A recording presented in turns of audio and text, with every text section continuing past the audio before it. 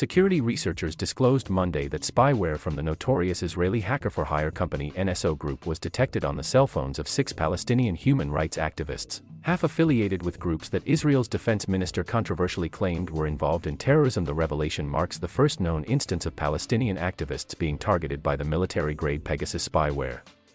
Its use against journalists, rights activists, and political dissidents from Mexico to Saudi Arabia has been documented since 2015. A successful Pegasus infection surreptitiously gives intruders access to everything a person stores and does on their phone, including real-time communications. It's not clear who placed the NSO spyware on the activists' phones, said the researcher who first detected it, Mohammed Al-Maskati of the nonprofit Frontline Defenders.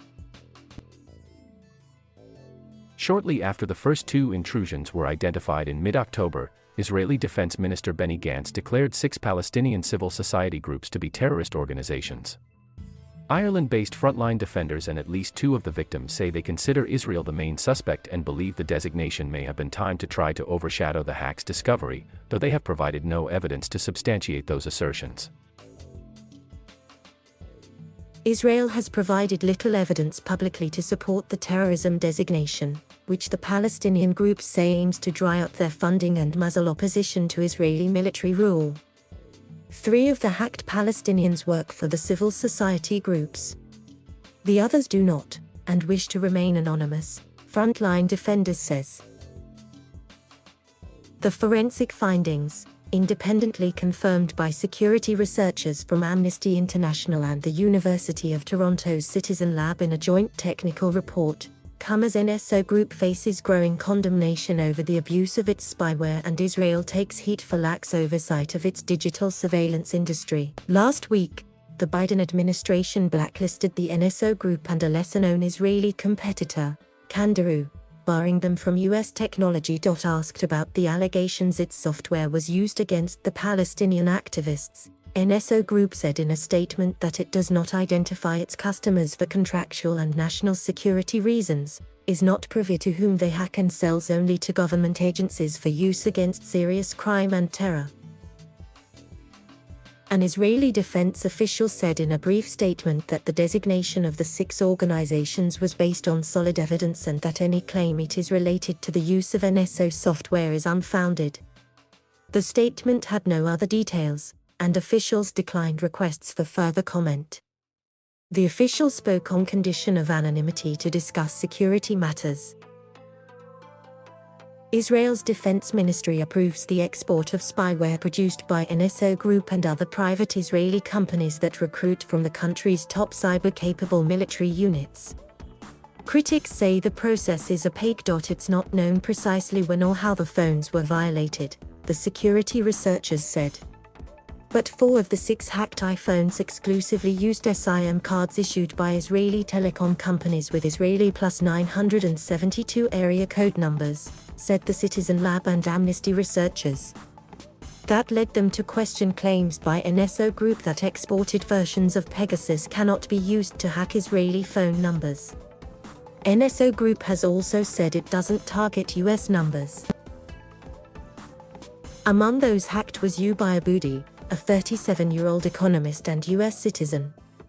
He runs the 7-person Bison Center for Research and Development in Ramallah, in the Israeli-occupied West Bank, one of the 6 groups Gantz slapped with terrorist designations on October 22. The other 2 hacked Palestinians who agreed to be named are researcher Ghassan Halika of the Al-Haq Rights Group and attorney Salah Hamri of Adama, also a human rights organization.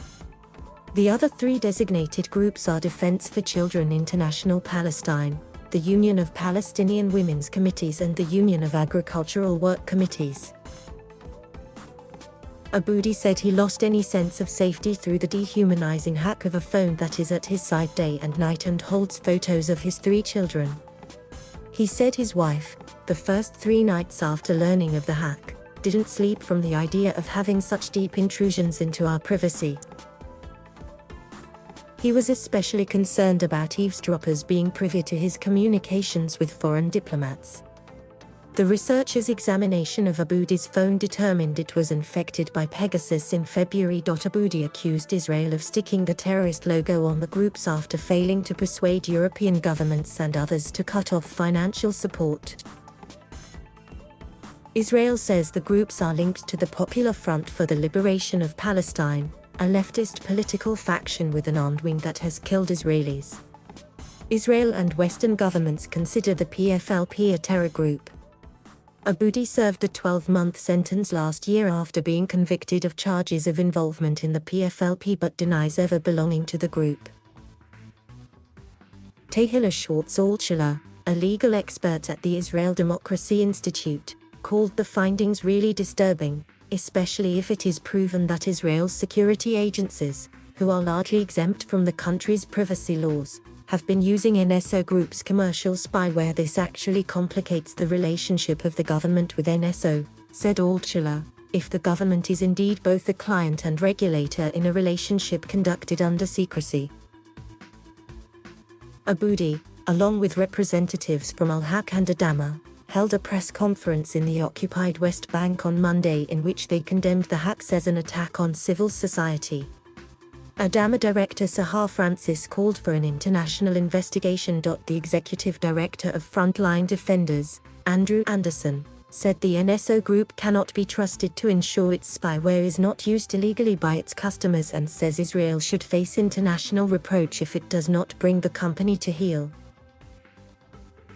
If the Israeli government refuses to take action, then this should have consequences in terms of the regulation of trade with Israel, he said via email. Al-Maskati, the researcher who discovered the hacks, said he was first alerted on October 16 by Halika, whose phone was determined to have been hacked in July 2020.